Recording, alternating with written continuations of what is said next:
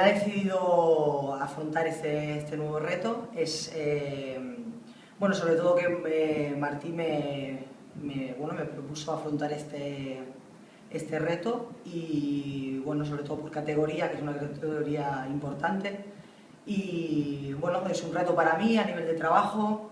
Sobre todo me pidió que querían mucho trabajo, que querían trabajar de una manera que fuese acorde con la categoría y, bueno, y con la poca o mucha experiencia que puedo tener, pues espero aportar eso, sobre todo mi toque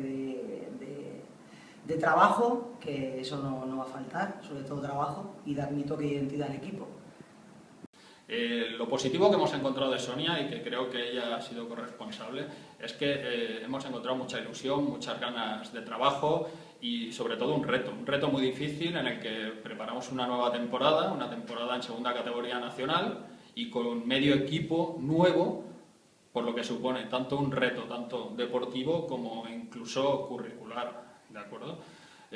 Nada más, simplemente estamos muy felices de contar con ella, no solo una gran entrenadora, sino una jugadora de un gran prestigio a nivel nacional. Bueno, espero de la próxima temporada, sobre todo dar mi toque de identidad al equipo, ser un equipo atrevido en ataque y ser un equipo muy fuerte a nivel defensivo. Espero poder, bueno, crear un grupo de trabajo bastante fuerte, bastante sacrificado y bueno, sobre todo el objetivo que se me ha marcado es la salvación.